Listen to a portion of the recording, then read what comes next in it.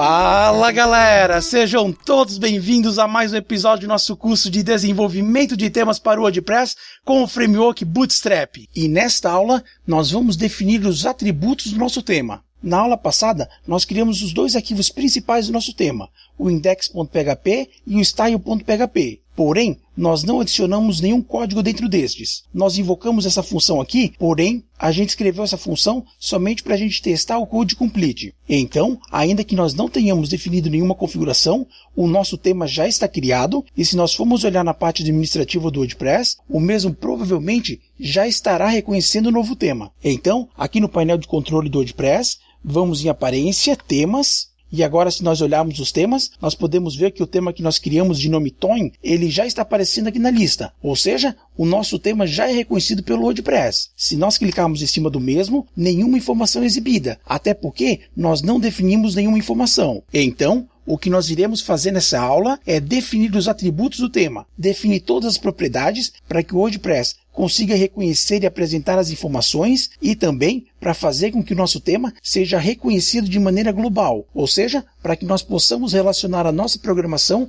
com o tema que nós estamos desenvolvendo. Aqui no PHP Storm, vamos dar dois cliques no arquivo style.css, vamos fechar essa view, nós vamos definir os atributos do nosso tema na parte superior do nosso arquivo style.css. Vamos definir um bloco de comentário em CSS e aqui dentro nós vamos colocar as informações. A primeira informação é o nome do nosso tema, então, Theme Name. O nome do nosso tema vai ser Toin, Theme URI. Aqui nós temos que definir a URL do nosso site. Vamos colocar como http://www.tointheme.com.br. Em seguida, vamos definir o nome do autor. Ou seja, vamos colocar o nosso nome ou então o nome da nossa empresa. Então eu vou colocar o meu nome, Cláudio Rogério Carvalho Filho. Agora nós temos o endereço do site do desenvolvedor, então autor URI. No meu caso, como eu não tenho site, eu vou deixar esse campo em branco, até porque eu não possuo site. A próxima meta-informação é a descrição, description, tema criado no curso de desenvolvimento de temas para o WordPress com Bootstrap. A próxima informação é a versão do nosso tema, vamos colocar como sendo 1.0. Em seguida, nós temos que definir a licença do nosso tema, no caso vamos colocar comercial. Nós poderíamos informar a licença URI, ou seja, o site onde as pessoas podem ler a licença. Esse campo geralmente ele é preenchido quando a gente está desenvolvendo um tema livre, então é comum os desenvolvedores utilizar a licença GNU ou então utilizar a licença MIT, etc. No nosso caso eu vou deixar a licença em branco. O próximo campo que nós temos é tags. Esse campo nós devemos preencher caso nós formos enviar o nosso tema para o repositório de temas do WordPress. Então, se nós definimos as tags e nós enviarmos o nosso tema para o repositório de temas do WordPress, será através dessas tags que os usuários irão pesquisar e então escolher o nosso tema. E por fim, a última informação que nós temos que definir é o text domain, ou seja, o domínio do nosso tema. Nós podemos dizer que essa aqui é a informação mais importante do nosso tema, até porque nós vamos utilizar a mesma dentro do nosso código, ou seja,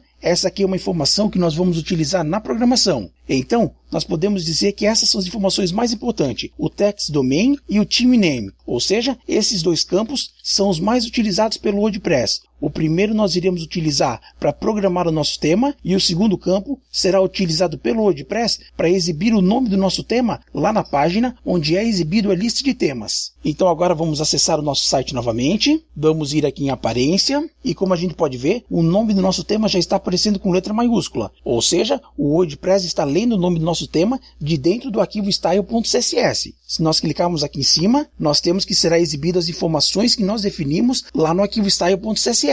Então nós dissemos que o nome era Toin, com letra maiúscula, a versão nós colocamos como sendo 1.0, aqui está ocorrendo um problema com o codec, ou seja, provavelmente o arquivo style.css que nós acabamos de programar, ele não está no formato TF8, e por fim nós temos a descrição do nosso tema, ou seja, no campo description, nós podemos colocar uma descrição bem longa, informando para o nosso usuário o que o nosso tema faz e qual o nosso propósito. Então agora, para a gente melhorar a exibição do nosso tema, aqui onde é mostrado a lista de temas instalados, vamos definir a imagem do nosso tema. Então, eu vou aqui na pasta raiz do nosso tema e vou colar uma imagem que eu tenho pronta. Vou pressionar OK, e então eu copiei para a pasta do nosso tema um arquivo de nome screenshot.png. Para que o WordPress exiba a imagem do nosso tema, nós temos que definir a mesma com o nome screenshot.png. E a resolução da imagem tem que ser 880 por 660, ou seja, tanto a definição do nome como screenshot.png e a resolução de 880 por 660 são definições contidas na documentação oficial do WordPress. Então, se você definir uma imagem que tem um tamanho menor, o WordPress ainda assim irá exibir. Porém, consta na documentação